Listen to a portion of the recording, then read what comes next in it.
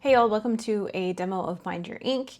We're going to be timestamping the features, so in YouTube here, if you want to skip to a certain section, just click that link to jump forward. But if you aren't fast forwarding in time, we are going to start with the basic flow of Mind Your Ink, the most simplistic booking flow from the client side to what you've experienced as an artist, and then the follow-up. So here in my test account, we are using Sophia as an artist. Basically, you're going to get a custom URL. Most artists will use their Instagram username in here so that there's some correlation between what the client is seeing on Instagram, if they're coming from there, and their Mind Your Ink URL. But everybody gets a basic booking page. This is where any of your booking windows are going to show up. You can have multiple open at one time. We'll get into a little bit of the specifics of booking windows later. And then this is where you can also add optional links, like if you have a portfolio website, if you have a shop or studio website, you can upload Aftercare instructions. If you have Flash, it'll show up here. It's basically like a mini link tree that's configurable and depends on what you have set up. For the purposes of this demo, the client is going to be submitting a request for Sophia's Austen books. This is a booking window that I've set up to be always open for requests, but you can configure a booking window to open and close at a certain time and use it to manage your books if you want to do it, say, on a monthly basis, or if it's for a flash event or a convention or a guest spot. But typically, we're seeing a lot of artists, especially during slow season, just keeping their books for their home shop open all the time. Here's the client booking form. So this is basically a 3-step process where we are collecting from the client as much information as is needed for you to be able to book them for a tattoo appointment. Over the past 2 years, we've kind of figured out what's the right balance between asking the client to fill out content versus what you actually need as an artist to successfully book them. So a lot of the form is pretty fixed right now, but we're always open to suggestions on what we could do to make it better. Step 1 here is basically collecting the client's information. So I'll put my dog on here. We're doing pronouns. Have they been tattooed by you before? We ask them for a max budget, email, as well as phone number. As of now, we are sending client communications via email. However, in the future, we're going to have a field on here asking the client if they prefer to be contacted by email, phone, or both, because we're building out a text message integration where a lot of the client communication can be automated via text. We also include a field for Instagram username. It's optional, the clients don't have to provide it, but we basically have space for you to write in a little note about how you might use their Insta username. So whether it's tagging them or maybe communicating like day of if you don't want to do texting. And then below we have payment instructions and deposit rescheduling cancellation conditions. So all of this content here is content that you as the artist rate. We have some articles on our blog as well as a few videos on Instagram about what sort of content to put into each of these sections. But it's basically your opportunity to communicate to the client how payment works, if you have preferred payment platforms, if you want to communicate pricing and be more specific about your hourly or kind of fixed rates that you do. And kind of most importantly is the deposit reschedule and cancellation conditions. We have a few different formats of like how you can write this out, but we are asking them to agree to these conditions. So hopefully they're not, but if they decide to be an asshole in the future, a no call, no show you or something, and are demanding a deposit back, you can say, hey, I have proof that you agreed to these conditions.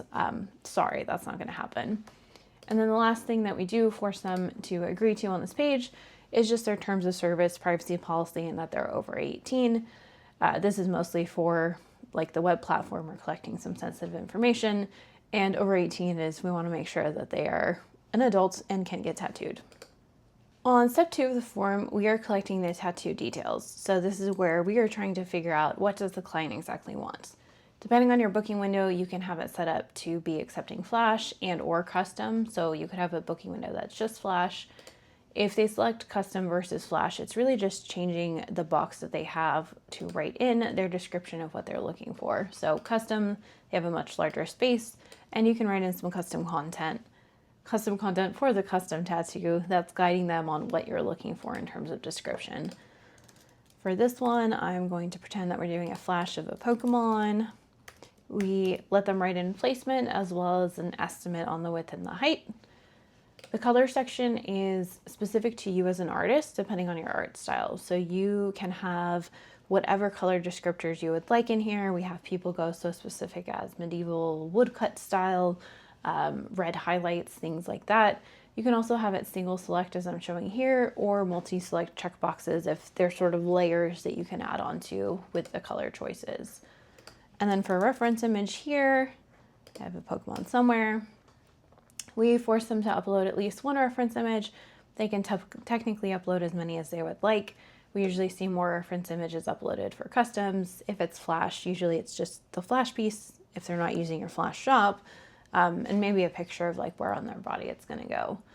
And then lastly, we have a spot for additional details. So it's kind of just a generic catch-all if there's anything else that wasn't captured by the above field.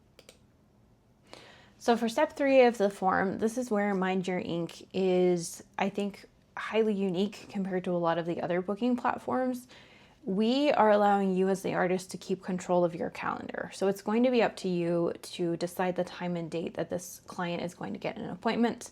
So we are collecting from the client their general availability. This step in particular has been reworked a lot when we were back in beta testing, like when we first started 2+ years ago. And we've figured out now what's the right balance of how to receive from the client their general availability so that you can schedule them. So this is going to be specific to your booking window. In this booking window, I've set up that I work Sundays, Wednesdays, Thursdays, Fridays, and Saturdays. And I've basically created time chunks in the day. This is fully customizable by you, but we do generally coach and advise people to do it in 3 to 4 hour chunks. That's usually pretty handy. Or you can try to work it around times of the day that you know your clients are typically working. So if you get a lot of 9 to 5 workers versus service industry people.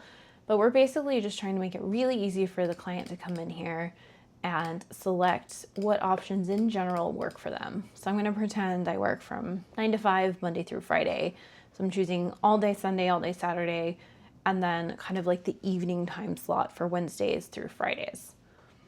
We also found, we didn't originally have this, but it's incredibly helpful to capture, is the person traveling? And if they select yes, not only do you know that they are traveling, but we do ask them and force them to select like the availability and start and end dates for the travel. I'm not gonna have that one for this one, just for ease of booking, but just as an FYI. And then something we also started capturing, originally we just had their availability, but we realized a lot of people might say, oh, I'm usually available Saturdays and Sundays on weekends, but I'm traveling a certain week. So we have the option here where the client can come in and give us what we're calling an unavailable date. So I said Saturdays, but on the 24th, I'm gonna be traveling to San Antonio. So you can add single dates or add a range of dates in here. And then lastly, another kind of catch-all box, but for availability specifically. So we see this one used a lot in this fake scenario that I've made up here where I work 9 to 5, but I chose the 4 to 7 time slots. So I might come in and say, I work 9 to 5 typically, so would prefer to start appointment after 5 p.m. or no, 2 weeks in advance to ask for time off. This is the client basically having a free space to give you extra context and information to what they added above. We don't see it get used a ton, but when it does get used, it's kind of critical information and incredibly helpful. So I get a confirmation screen that it was successfully submitted, and then let me pull over my email. They are getting sent an email that basically says, hey, we received your appointment request. This is where the email will spell out specifically all of the information that we got from them, so their personal info, the tattoo details, availability, and we're just giving them extra context and confirmation that everything went through correctly, and they can have this for reference in the future. This is also a good example of where we give y'all a space to write some more custom content that will get inserted into the email here. We typically suggest that you should say something about how frequently you look at requests or when they should expect to hear back from you. That kind of depends on how you do booking windows. But really, this is just kind of extra confirmation for the client and comfort that, hey, it went through the system and it's going to the tattoo artist. And as of right now, since there's no concept of a client account for them to log into, we have pretty simple messaging at the bottom of a lot of the emails. That's like, if there's anything incorrect or anything you need to add on, or if you want to talk about this, reply to let us know. And basically what that's doing is, even though the email is sending from our domain and our servers and our notification system, the reply to is always going to be your personal like tattoo work email. So we can't actually see any of these email conversations. If the client chooses to reply to it, it will go directly to you, so y'all can continue the conversation from there. So now we're taking a look at the artist logged in like admin view of Mind Your Ink. So this is not what clients can see, this is just what you see. And you basically have on your homepage, you can see I have a lot of blue cards on here. This is importing my Google Calendar because I have chosen to sync the two. I don't have any test appointments coming up this week in the next few days, so it's just showing me my Google Calendar events. But this is where you are going to see a notification banner at the top saying, hey, you have some unreviewed requests for this booking window. You can also choose to be CC'd on these request emails. So if you are someone who knows about yourself that you're really bad about logging in to check to see if you have notifications, and you do actually check your email, you can use the CC to see that you have like received a new request, but it's always here for reference at the top of your homepage. So if I click here on reviewing requests, we're going to get a little overview, sort of list view of all the open requests that I have from clients. So you can see I was testing out another flash piece the other day. Basically anything that's unreviewed or you have started reviewing but still in progress and not booked will show up in this list view on the booking window level. And so I'm going to click here onto our flash Gengar piece that we just submitted. This is where we are going to see all of the detail that we got from the clients. This is obviously desktop view. It kind of just shuffles into one big column on mobile. But we can see that they requested a flash tattoo. It's Gengar, the size, the placement, the color. We also give the client's information here. So in case you do, for whatever reason, need to directly reach out to them via phone or email, you have that context. And then all of the other client information that we are collecting. So are they a return client? What's their budget? Are they traveling or local? And any reference images will be displayed here as well. So in our whole kind of left column here, we have the tattoo and client information for your review. And on the right side over here is where we are actually going to put in our estimates for time and cost, any extra context that we need to add, and actually book the appointment. We had this idea a long time ago and I just haven't gotten rid of it yet, of doing a request writing. Clients can't see this. We just thought it might be fun to track like how many you're psyched about versus you just feel meh about. But it really doesn't do anything. It's just for internal tracking purposes. The client can't see it. But the difference between accept and neutral and decline is you'll be declining it and not accepting the appointment, which will send out an auto email to the client. You can add context if you want to the decline, or just kind of keep the generic declined message if you're not declining for a specific reason or trying to pass them off to someone else. But for the purposes of this demo, we're going to accept it. We do force y'all to do a time estimate as well as a cost estimate, which we know not all artists do, but we found it's incredibly helpful in the client communication process. It makes sure that they can bring enough money to the appointment, whether that's like physical cash or having enough spending money in the bank account. It lets them know how long they're going to be there, or at least estimate wise. So they're taking enough time off of work, or they don't have somewhere to be afterwards. Like, because there's nothing worse than having a client that's trying to rush you and get out the door. So if you're not used to doing this, this might feel a little weird, but it's incredibly helpful for like two-way communication and trust between you and the client. So I'm going to give my time estimate here, let's do 3.5 hours. Cost estimate, again, you can push the buttons or write it in. What did I say? Let's do $550.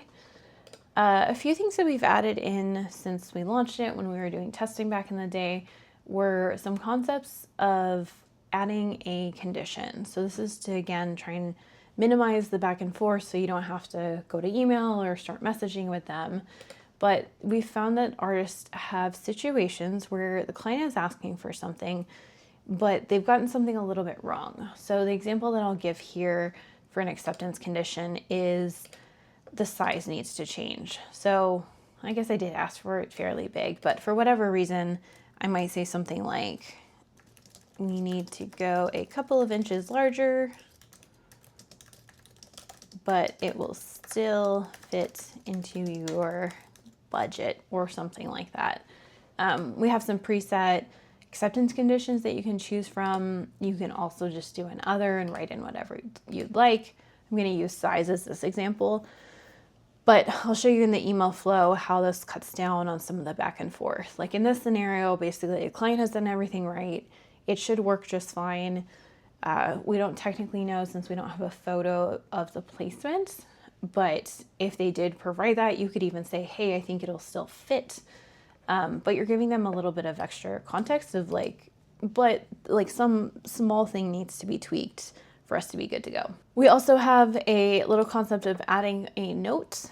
We had one of our local artists here in Austin who specializes in Sonic the Hedgehog tattoos ask us if they could have a way to just add a little message to the client. And so I think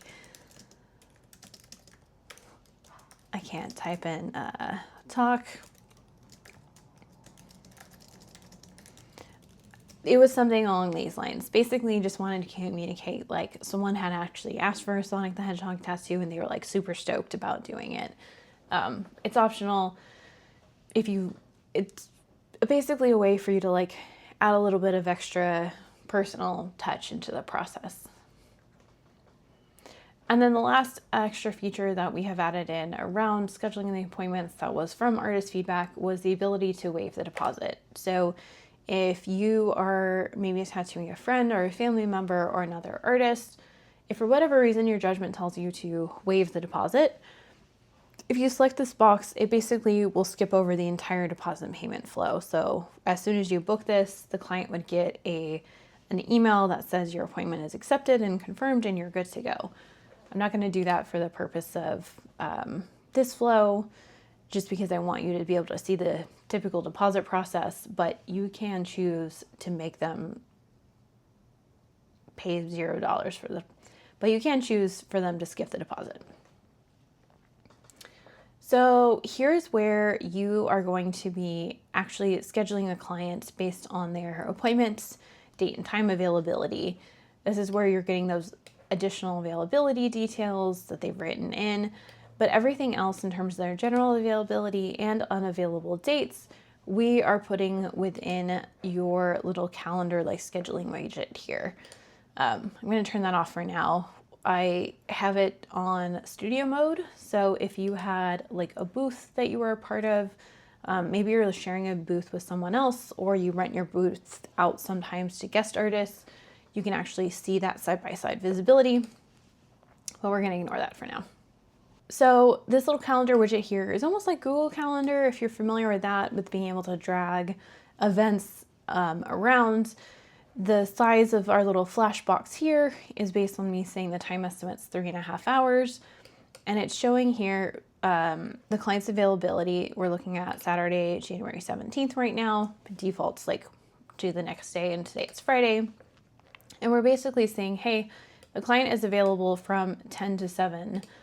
So the pink slot is anywhere that I can drag this appointment.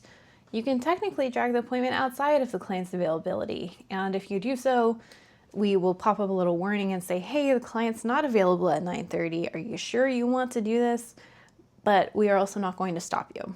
So we're kind of here to put bumpers around the scheduling, but if you need to break from the conventions of it, that is up to you. You'll also see here further down at 7 p.m. one of my Google Calendar events. So if you do have Google Calendar integrated, all of your Google Calendar events will show up here so you don't accidentally schedule a tattoo over a doctor's appointment. So let's put Miss Luna let's do 2 p.m. on Saturday. You'll also notice we have a little yellow box here that is break. This is configurable. I have mine set to 30 minutes. It is also not hard and fast. It is just a visual, gentle reminder that you should take breaks between appointments. But again, we're not going to stop you if you want to put 2 appointments right up next to each other. So cool. Let's go ahead and book this appointment. This is just a little confirmation that Luna has been booked Saturday, January 17th at 2 p.m. And let me pull over my email.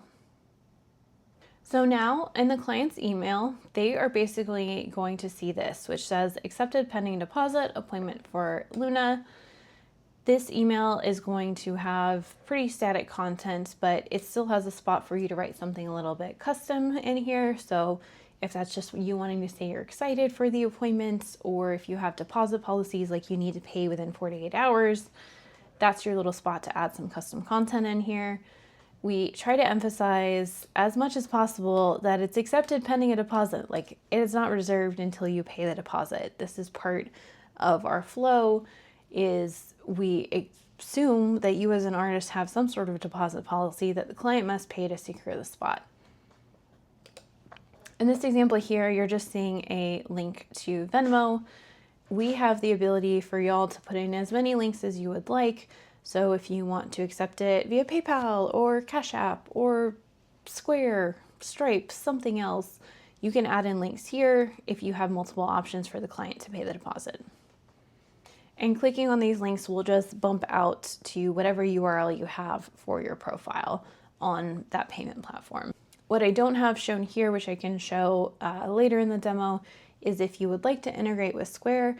It's actually an incredibly seamless process where it will kick out to Square's payment platform and basically build a custom deposit payment invoice for that client specifically, so that Square can communicate back to Mind Your Ink and auto update things like the deposit's been paid, auto send out deposit reminder emails.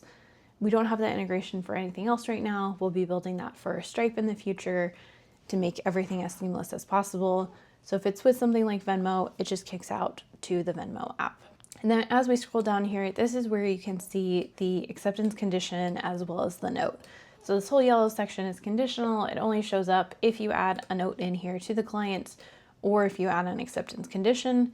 In this case, we're saying, you need to go a little bit bigger, but it's still going to fit in your budget. And we're basically telling the client, hey, if you're okay with this, just pay the deposit. If you want to decline or discuss this condition, if it doesn't work for you for some reason, then reply to the email. So now that this acceptance has gone out to the client, let's jump back into the artist view and the artist flow. So if we're going to view the calendar, I'm going to show the 2 different views. The first one, since my test account is already set up this way, is the studio calendar view. So this will look very different for individual artists, but if you are signing up as part of a studio, we actually have a unique calendar view for y'all. So I was kind of mentioning this in the review flow where we could see that I was part of the pity booth.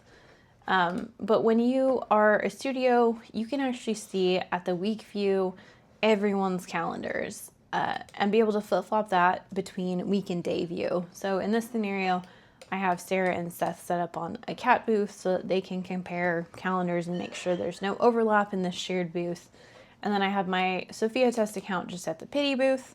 This is where you would be able to mark if there's a guest spot that would show up in your review flow if that's for your booth or your account, your artist. But we're basically trying to provide like the high level view to make sure that everyone can be as coordinated as possible and there's not like double booking going on.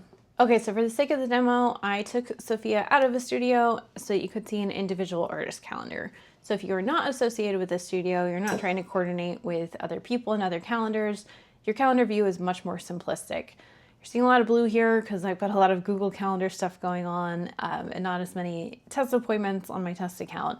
But if we scroll down to Saturday, you can see what it looks like when you have actual tattoo appointments in here.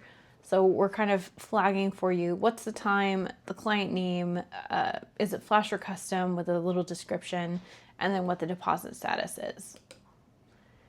Since my test account is taking deposits via Venmo and we don't have an integration with Venmo, you are going to be manually updating and tracking your deposit payment status. So what we've seen be really successful for artists is setting a time every couple of days or even just a day once a week to come in here and go through and validate from your Venmo account with your tattoo appointments, like what has been paid and what has not been paid.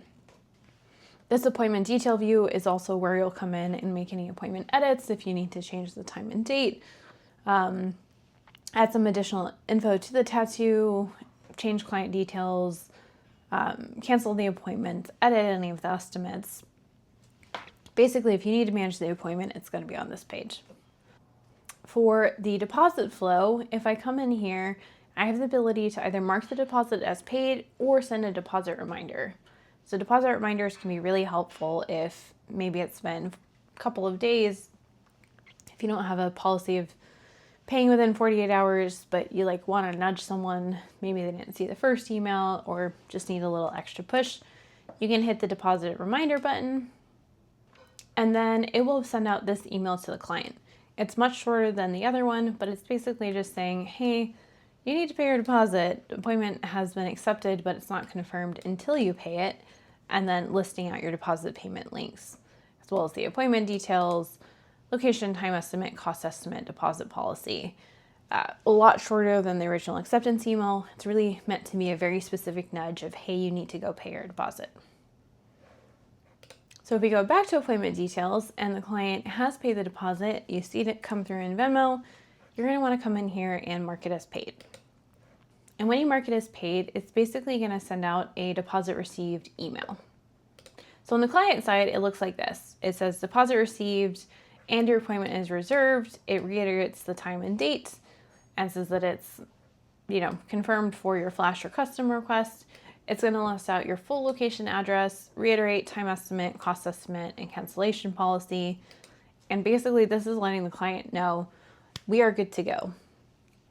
We've heard from a lot of clients when working on Mind Your Ink that using something like Google Forms or JotForm, like another form system, while good, they don't usually get the sort of feedback of, hey, you got my deposit. Hey, my time is actually reserved. So a lot of this automation is meant to help with client communication that otherwise might be like difficult to remember to keep up with yourself. And then here's an example of a reminder email. Since we just booked this appointment today, we haven't actually gotten any reminder emails for it. So this is one from a previous test appointment. This is going to go out 3 days before and then the morning of at 7 a.m. Central. So it's basically reminding the client what the time and date of the appointment is, giving the location, time estimate, cost estimate, and then we have a custom spot here where y'all are writing in content if you would like to. It's optional, but basically giving the client day of information. So we typically say, hey, if there's something that they need to do to get let into the shop, like if there's a locked door or code or something, if you have any tips on parking information, we have a whole PDF and Instagram post about like date of information that's helpful. But that's a space for you to communicate to the client because they're going to be seeing it in their reminder email. And then another automated email that we send out related to the appointment are links to aftercare instructions if you have them set up. So let's talk a little bit about the concept of a booking window in Mind Your Ink. So booking windows are how you are going to organize your requests. And there's a few different ways that you can do it. It's pretty flexible to some extent depending on how you like to manage your own books.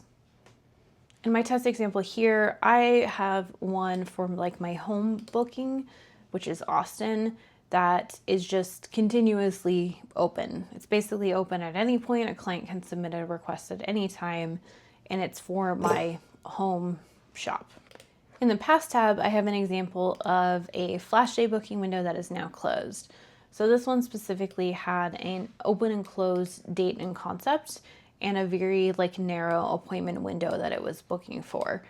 This is super helpful for any sort of flash day, convention, guest spot, anything where you are booking for a very specific, usually smaller chunk of time, and it's tied to a location. At the end of the day, every booking window is tied to a location, but especially if it's not your normal location, like your default artist shop location, you're going to need to create a different booking window for that so that the client is getting the appropriate address and location details and booking instructions like for that spot. Imagine you're traveling to a different state or city for a guest spot or even a convention. So you can also choose to do a concept of an open and close booking window, not for like a specific guest spot or traveling or convention, but you may want to use this if you manage your books monthly or maybe on like a 2 to 3 month basis. So you could say, hey, it's January right now when I'm recording this, I am booking for March. So then you might do an open close booking window concept where you are booking for the month of March, but you want this booking window to open maybe, let's say, for the last half of January. Let's just say it opens and closes at 5 p.m. This would allow someone to submit their requests in January, but know that you're very specifically booking for the month of March. And this will help you keep your books organized if you don't like a continuous long running list of appointment requests. Like if you just have an open Austin booking window, a couple years in, you could be hundreds of requests in. So this might help you manage better like chunks of requests and communicate to clients like what time period they are actually requesting for. And so on the window, I'm just going to call it March books. You can choose if you're accepting Flash and custom. We're just going to keep it at Flash and custom. And let's say my Flash deposit amount is 50, but custom is 100. You can keep them the same. This is really up to you. We've just made it configurable because we know some folks like to offer a little bit more of like an accessible and affordable deposit amount for like Flash. And this is where in the appointment request accepted email, when we're asking them to pay a deposit, it will say 50 versus $100. For your artist, you're going to have like default, general, custom payments and deposit agreement instructions set up like when you create your account. I just put a bunch of placeholder stuff in here. So it'll default to all of those. But if you want to, you can actually go in and change it per booking window.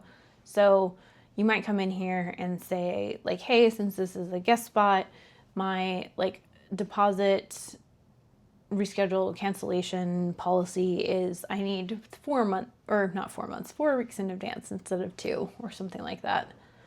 This is where you would also change the location. So if it is a guest spot, you're going to want to change the shop name as well as the address so the client knows which location they're booking for and they get all the correct information in all of the automated appointment emails.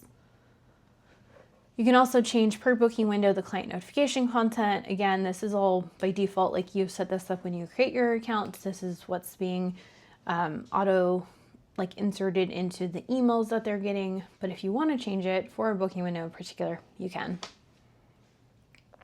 And then lastly, we've got our window time slots. So you're going to pick whatever time zone you are in for this booking window. You can choose to add the same time slots for every day, or if you want different slots per day, you can configure it that way. We see a lot of people just doing the same slots for every day. In this scenario, let's pretend I'm working Thursday through Sunday.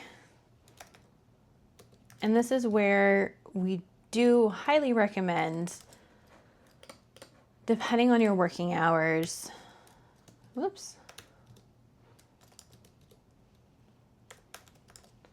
set it up in, let's actually make that 5 o'clock p.m. Set it up in like 3 to 4 hour chunks. This is pretty good for capturing like from clients their availability. It's really up to you. We had someone do a Friday the 13th flash event where he was trying to do a tattoo, 13 tattoos in the day. So it was basically a tattoo every hour. And so he set up 13 slots that were like literally the hourly start times so that he could properly Jenga Tetris together 13 appointments on Friday the 13th, which was pretty impressive. But in general, we do recommend like keep it to maybe 4 slots maximum per day. You don't really need to chunk it up too much more than that. Then it gets a little complicated and hyper specific. We found that 2 to 4 works pretty well, and like 2 to 4 slots and 2 to 4 hour chunks. So my booking window is added, and this is where we will go back to my artist page, and you can see now that we have two different links: submit a request for March books, submit a request for Austin books. Obviously, conceptually, this would probably be like March books, and then maybe Friday the 13th, and maybe Star of Texas Tattoo Convention in Austin. You're going to use your booking windows to organize things in terms of location, specific times and dates, and if you want to, monthly, bi-monthly, just to keep things a little bit more chunked out. Any booking window that has an open and close time and date will auto open and close for you, so you don't have to come in and push any buttons to make it live. It will just do it for you. But if you want to, you can always come in and edit the window and close it early. So let's say it's not quite 5 yet. I can come here, change it to close right now at 4 p.m. and so it's closed. But it's auto opening and closing for you, so you don't have to manage it. Now let's talk a little bit about a concept of a digital flash shop. So a lot of artists will use Instagram or maybe even Pinterest, sometimes even like a Squarespace or a Wix to host your flash. Clients have a really hard time finding flash if it's just in your Instagram feed. I mean, at this point, we're all having to make so much social media content that it's interspersed with reels, carousels about other stuff. Like even doing the highlight on Instagram is a little bit cumbersome to browse through.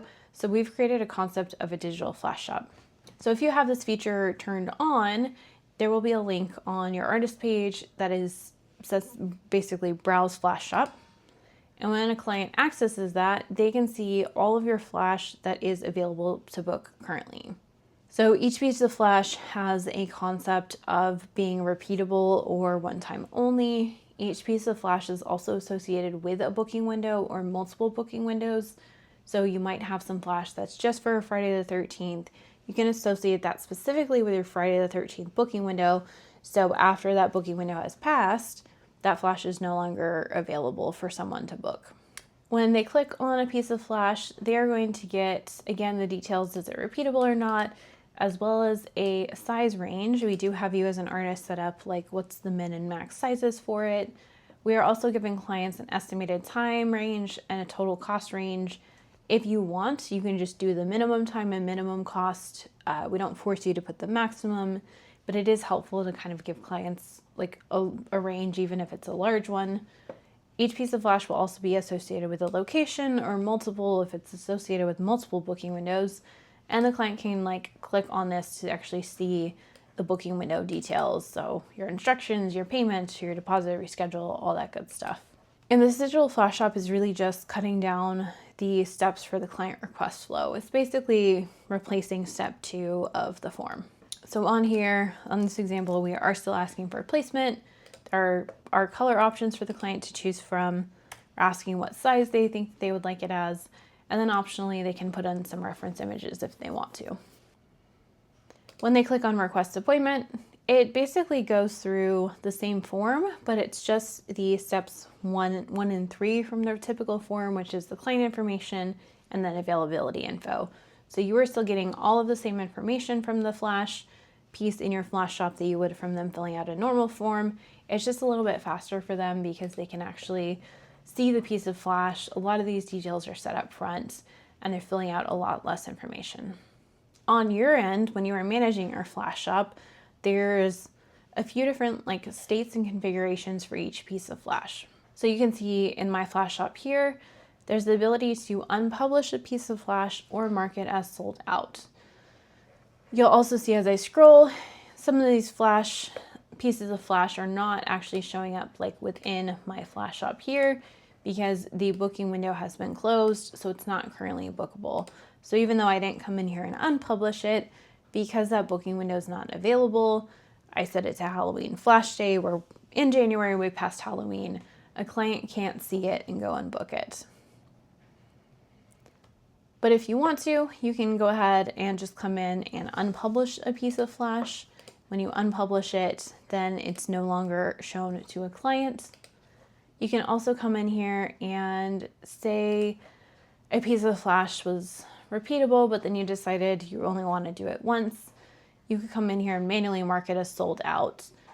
We've also had artists using the concept of marking as sold out to be able to basically upload like a portfolio of flash where they've done it years ago, sometimes even, but they want to show the client some flash like for inspiration of what they might get. So here's an example of an artist's flash shop where they have some active flash, so a lot of it's not repeatable, but they specifically wanted to be able to upload flash that was sold out that they had done in the past, but they want clients to be able to see it for inspiration. And just another example of an artist's flash shop, you can upload flash in any size, any ratio. We used to crop it to squares, but we've made it a lot more flexible now where you can upload a piece that's a lot longer. And here's the last example of an artist who is also using their flash shop, but uploading like flash sheets as you would traditionally do and marking ones that have been sold out and tattooed already. And everything within the flash shop can be undone. So even though I marked this one as unavailable, I can undo that so it's available again. If I find my other chance, I can come in and publish it. When you unpublish it, you also have the option to delete it. Let's edit this piece only. Make sure that it's published. We also have within the flash shop the ability to upload a single piece of flash or multiple at once. So say I want to upload 3 at a time. I have the option to use the same settings for all flash to basically do a bulk upload. So I could come in here and say these 3 pieces, which are entirely different, but let's pretend they're the same, might have the same title, or if you don't do a title, we can say they're all repeatable, they're all arms and legs only. They can all be black and gray color and line work. Let's put them on March books. Say 2 to 10 inches, minimum 2 hours and $200. So this will help you upload flash a lot faster if you're doing individual pieces that all have similar settings. And by similar, I mean exactly the same settings. It's basically a way to bulk upload multiple pieces of flash. Oh, I put it under the March booking window, so it's not published but not bookable yet. So let's chat about consent forms. For both individual artists as well as studios, we have the option for y'all to turn on consent forms. So whether you want a link here or you just want a URL for someone to be able to go through a QR code in the shop, we will basically create a consent form page for you. And this example is for my fake lost dog studio, so lacking any branding right now. But this is where clients will fill out the basic required consent form information. In the studio version, it has the option to select an artist. All of the rest of this content is the same besides that and shows basically the defaults. Basically the default consent form required information, which I, again, have a hard time typing while talking.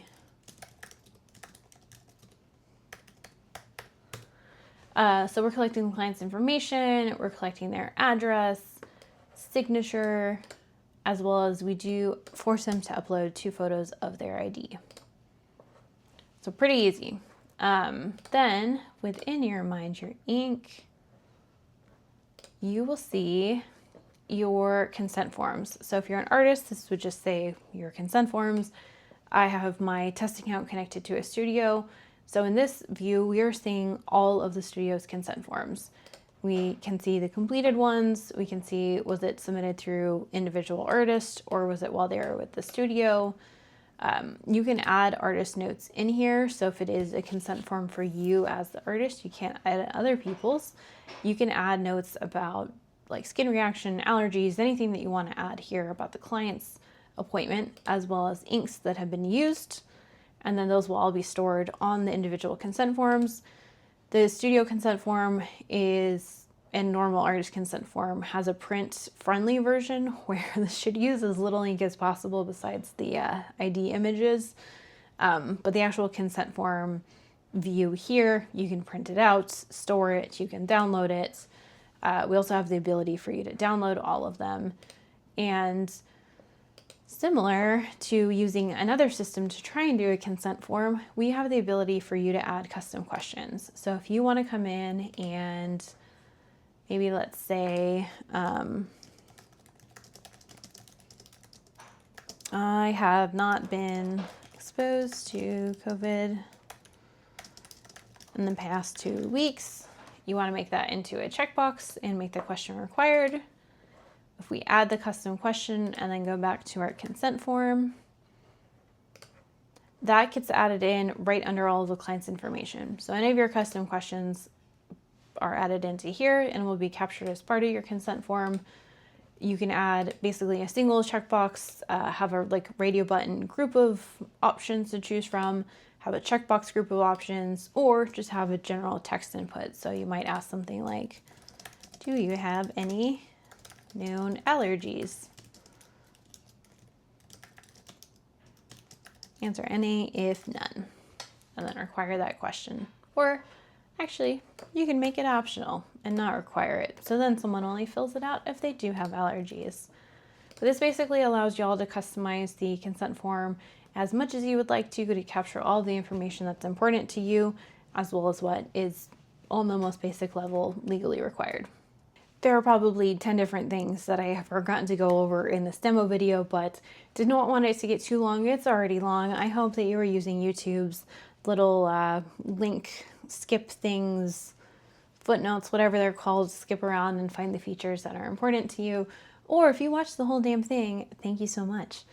If you have any questions, you of course can always contact us via our website or Instagram. We are happy to give a live or virtual demo to you or answer any questions. We would love to support your tattoo booking process. We are so proud of going on over 2 years of being here to help tattoo artists book and simplify it and make it an overall better experience both for you and for the client. So thanks for watching. Please give us a follow on Instagram.